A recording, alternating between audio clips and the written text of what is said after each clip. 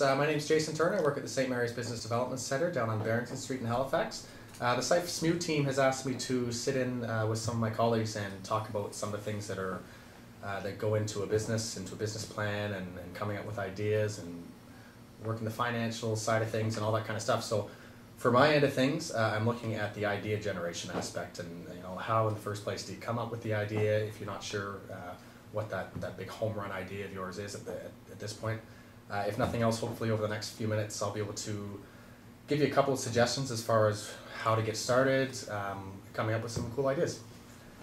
So the first thing I would suggest is that you come up or determine your own motivation for coming up with a business. If it's simply money, in which case I would suggest, I could offer up an example of something like somebody that flips houses simply for the financial benefits of that. They're not handy people necessarily. They don't get in there and roll up their sleeves and do the work themselves.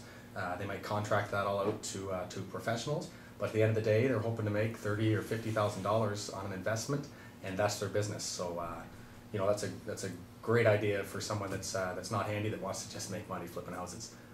Other things you could look towards would be things like causes.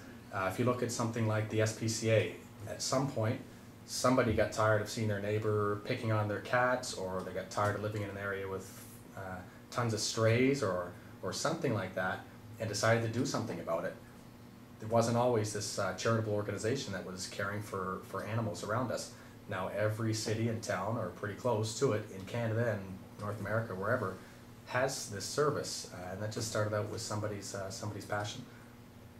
Other things would be a belief that you could do it better than the rest of them. So I would point to something like the MP3 player. Years before that, there were Walkmen and then Discmen, and then somebody came out with this MP3 player, a tiny device that could hold tons of songs. A few months into that business, somebody at Apple decided, we can do this better. So they put a team of people together, and now we have the iPod, which is obviously the kind of the leader in that field at the moment, at least. Other reasons might be something as simple as just having a personal challenge, somebody that has time in their hands and a passion to always be doing something and changing the world, or whatever the case might be, and that personal real belief in themselves that I can do anything and I can achieve and overcome and that kind of thing, and they would harness that and put it into some sort of business venture. Where else can business ideas come from? So I often point people to look at or suggest that people look into their own hobbies and their skills and interests.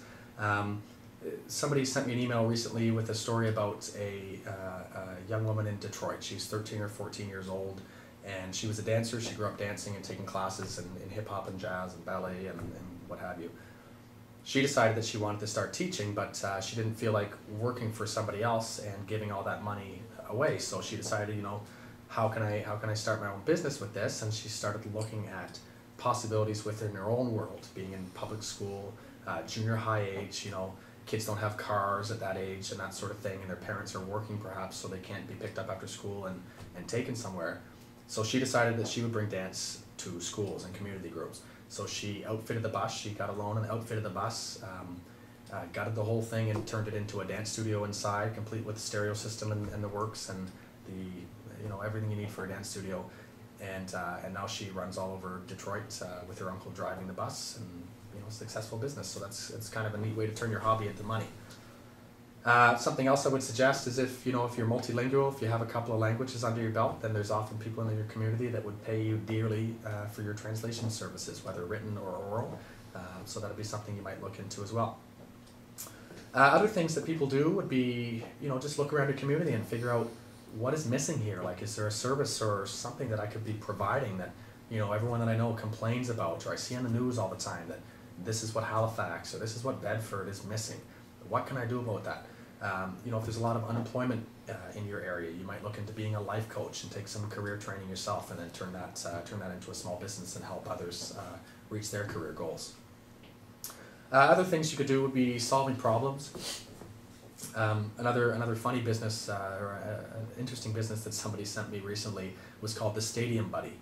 So this guy was tired of going to baseball and hockey games and having to get up at important points in the game to go to use the washroom, standing in line for 5 and 10 minutes and missing the winning home run or whatever it is.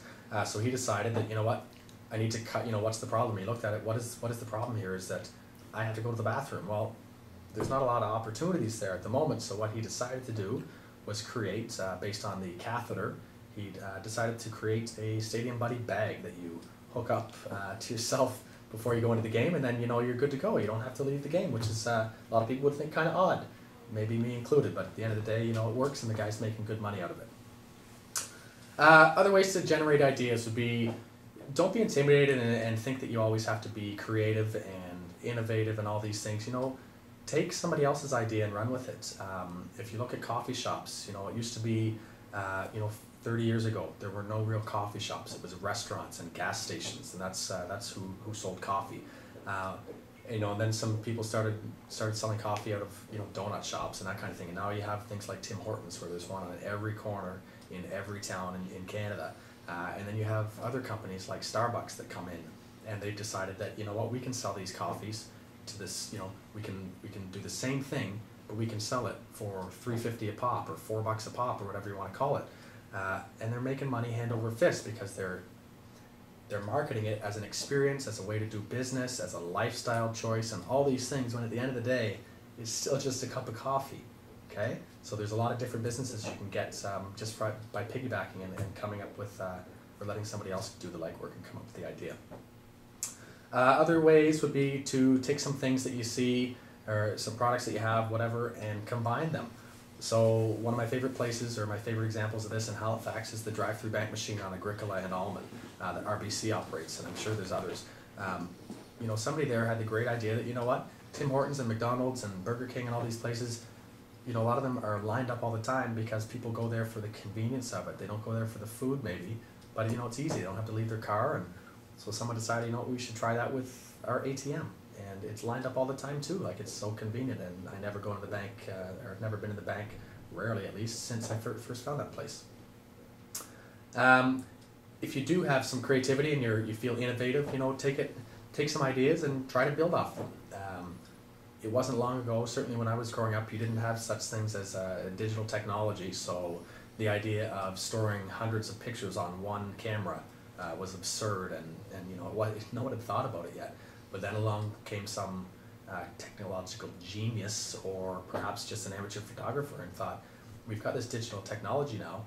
Is there a way that I can take my camera from a 24 maximum capacity photo and all that, and make it so we can store hundreds of pictures on one tiny little chip or disk? And now it's pretty standard stuff for the average citizen.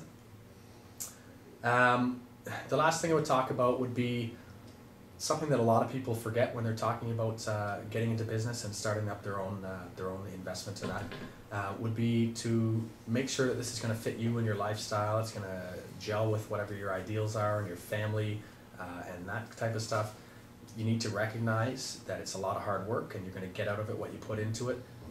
There's a lot of businesses out there that start with great intentions, and people just aren't willing to put in whatever it takes.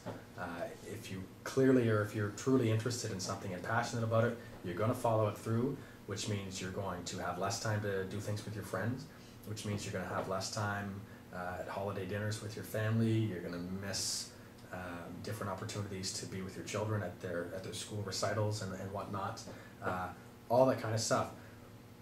Not to say that there's not the element of financial risk, but I mean, I just want to make sure you understand that there's lots more to it than simply dollars and cents. So that's all for me. I hope I've provided a little bit of insight into what you need to do to get started. Next up is Leanne. She's going to talk to you about the research side of things. Once you've got your idea, there's a lot of work to be done still as far as making sure that it's going to make sense in the long run.